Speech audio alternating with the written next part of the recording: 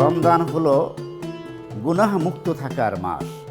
কেউ যদি আমার সাথে ঝগড়া করার জন্য আসে, রাসূল বলেছেন তোমরা তার সাথে ঝগড়ায় লিপ্ত না হয়ে বরং তাকে বলবে আনা সাইমুন, আমি রোজাদার, কথা বলে প্রস্থান করা, তার সাথে ঝগড়ায় লিপ্ত না হওয়া, গুনাহমুক্ত থাকা।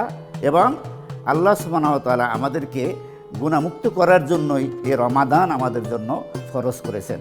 আসুন আমরা গুনাহমুক্ত হয়ে আল্লাহ তাআলার পক্ষ থেকে যে হাদিয়া আসছে সে হাদিয়াকে আমরা সওয়াব অর্জনের জন্য এবং গুনাহমুক্ত থাকার জন্য গ্রহণ করি।